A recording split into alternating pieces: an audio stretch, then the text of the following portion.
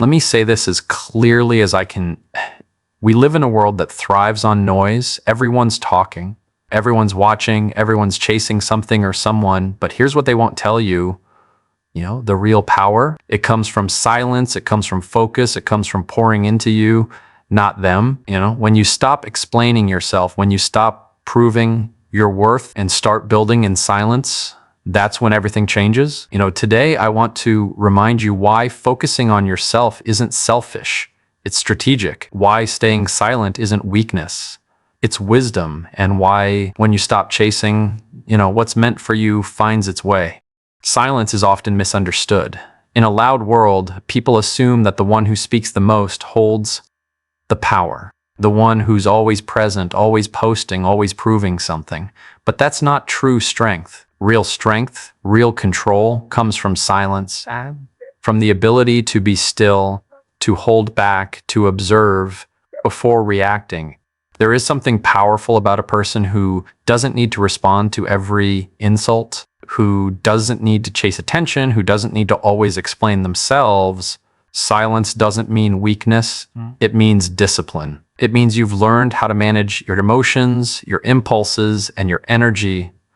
Most people react instantly. Someone says something offensive, they lash out. Someone questions them, they jump to defend. But when you grow, when you really start maturing emotionally and mentally, you realize that not everything deserves your voice. Not everything deserves your time. You begin to understand that responding to chaos with silence is not backing down. It's rising above, it's choosing peace over ego. And that's something very few people are capable of doing. When you stay silent, you're not avoiding conflict, you're controlling it. You're choosing when and where your voice actually matters. You're not letting the world pull you into meaningless noise. You're staying rooted, grounded, focused. That's what strength looks like. A silent person in a loud room is often the one who has the most clarity, the one who has trained themselves to not react emotionally, the one who doesn't let external noise disturb their internal peace.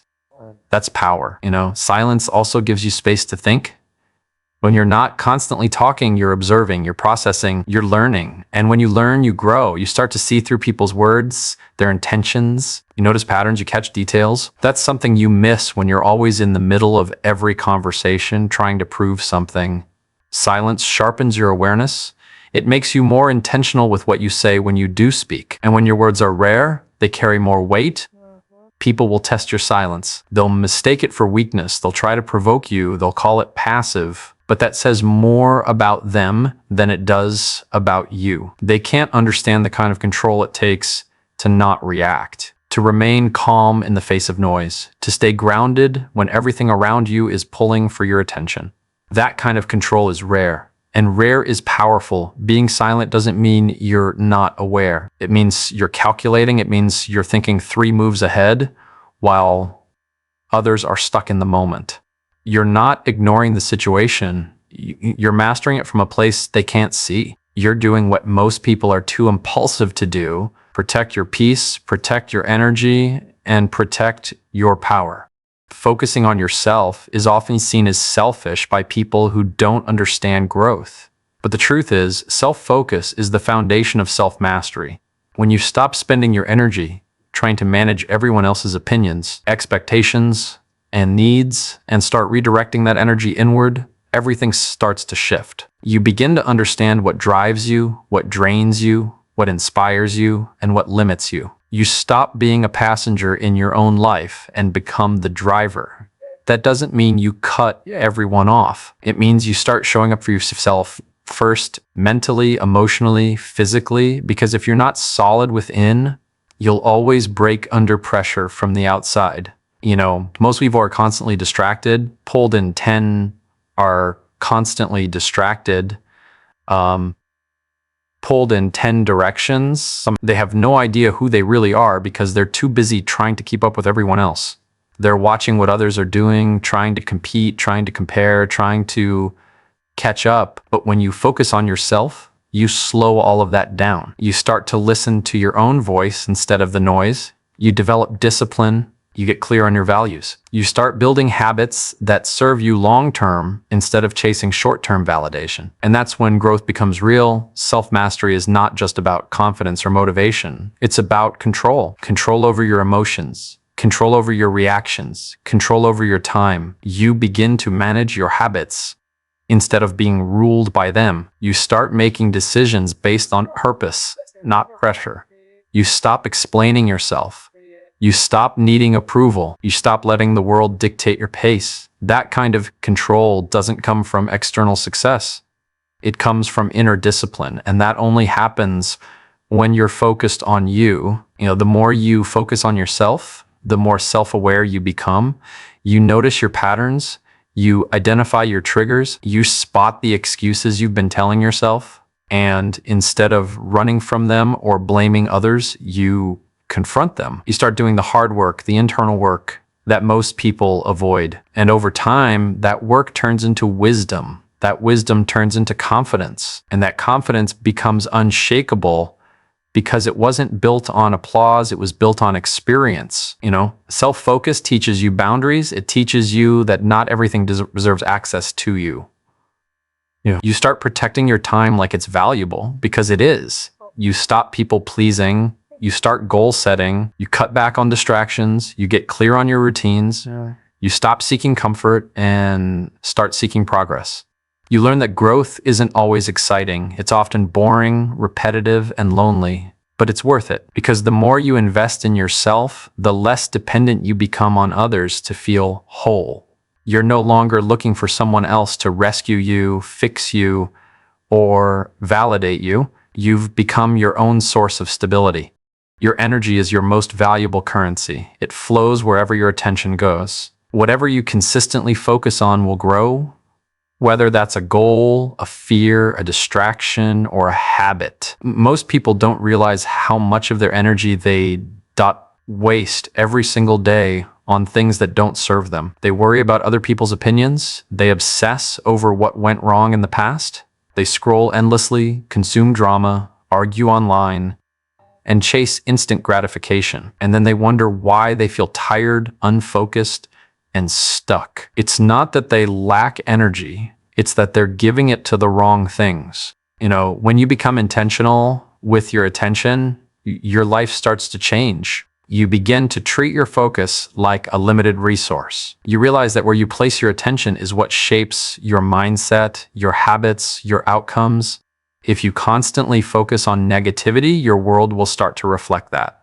If you constantly focus on what you don't have, you'll live in a state of lack. But if you train yourself to focus on progress, on what you can control, on what you can build, on where you're going, that mindset builds momentum. It's not about forcing fake positivity. It's about directing your attention with purpose. If you give energy to your goals every day, even in small doses, those goals begin to take form. If you give energy to your health, your discipline, your learning, your growth, those areas will naturally expand. But it's not enough to simply want something. You have to feed it with your focus. Attention is fuel. Whatever you water grows. Whatever you starve dies. You start to notice this more when you cut back on distractions. You realize how much noise pulls you away from your direction. Every notification, every drama, every unproductive conversation, it takes a piece of your energy. And over time, those pieces add up. That's why intentional focus feels so powerful. It brings your energy back into your hands. It gives you clarity. You stop running in circles and start moving with purpose. You start managing your time, your space, and your thoughts more deliberately. And that creates results. Your attention also defines your relationships. When you give energy to people who uplift, challenge, and inspire you, your world becomes sharper, stronger. When you constantly give energy to those who drain, confuse, or belittle you, it slows you down. Protecting your attention isn't rude, it's necessary. Not everyone deserves access to your mind. Not every voice deserves your reaction. Not every event requires your involvement. The more focused you are, the more selective you become. And that selectiveness is what allows your energy to compound. Even your inner dialogue is shaped by where your attention goes. If you're constantly focusing on what's missing, you'll feel anxious and defeated. But if you focus on your progress, on what you're learning, on how far you've come, that attention creates motivation, it reinforces belief, and it keeps you moving forward no matter the pace. Validation is one of the most addictive distractions there is. It's subtle, it's sneaky, and it can completely derail your growth without you even realizing it. The need to be seen, liked, approved, praised, it can quickly become the thing you start chasing instead of chasing real progress.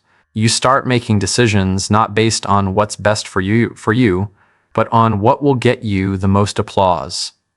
You start molding yourself to fit in, to please, to be accepted, and in that process, you lose touch with your own purpose. You become a performer, not a builder. Seeking validation shifts your focus outward.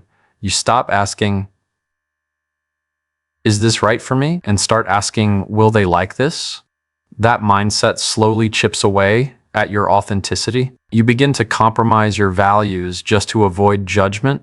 You hesitate to take bold steps because you fear rejection. You hold back your voice because you don't want to upset anyone. And while it might feel safer in the moment, over time it becomes a prison. You're not living your life. You're managing other people's opinions of it. Real purpose doesn't ask for permission. It doesn't need to be clapped for it doesn't require approval to feel real. It comes from within. It's quiet, focused, and often invisible to others. And that's why so many people abandon it, because it doesn't come with instant rewards. There's no audience. There's no applause. Just hard work, clarity, and commitment. But that's where real fulfillment comes from. Doing something because it matters to you, not because it looks good to others. When you seek purpose instead of validation, everything shifts. You stop needing to be liked by everyone. You start caring more about being aligned with your values than being accepted by the crowd. You stop trying to explain yourself to people who don't even understand where you're going. You learn to sit with being misunderstood because you know your mission is bigger than someone else's opinion. That's when you start moving with power. Quiet, unshakable power. Validation is temporary. You get it, you feel good for a moment, and then you need more.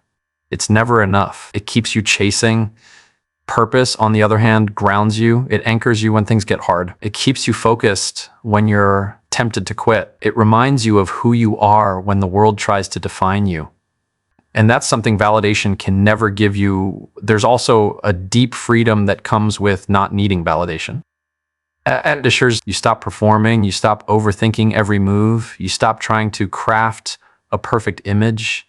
You start showing up as you flawed, focused, and real. And in doing that, you attract the right people, the right opportunities, the right energy, not because you begged for it, but because you became aligned with it. You no longer chase, you draw in. You operate from truth, not fear. You act from clarity, not insecurity. You move with intention, not desperation. Consistency is not flashy. It's not loud or dramatic. It's quiet, repetitive, and often invisible to others.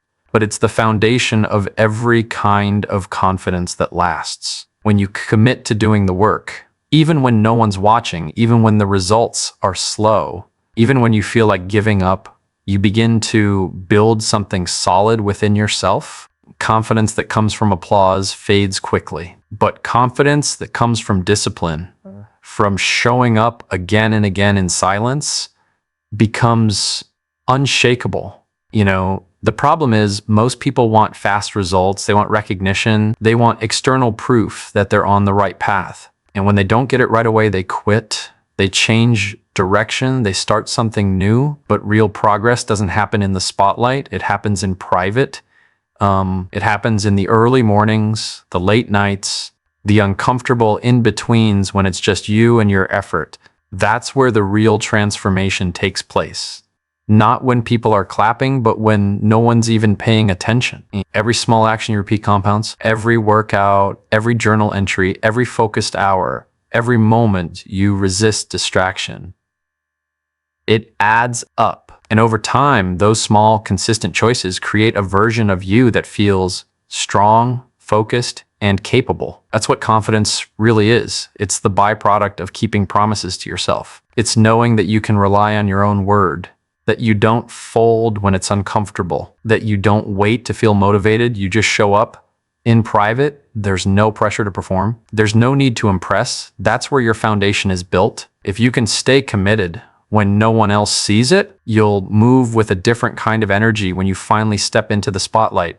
Because you're not performing, you're just being who you already trained to become. That's what separates people who talk from people who build. Consistency behind the scenes is what makes everything in front of the scenes real. The world is filled with people who start strong and fade quickly, people who say they're committed but disappear when it gets uncomfortable. What makes someone different is not how loudly they begin, but how quietly they persist. The discipline to keep going when it's boring, when it's hard, when no one is validating you. That's what forges resilience. And that resilience becomes confident, not the kind that needs to prove anything, but the kind that moves with calm certainty. Confidence isn't something you fake, it's something you earn.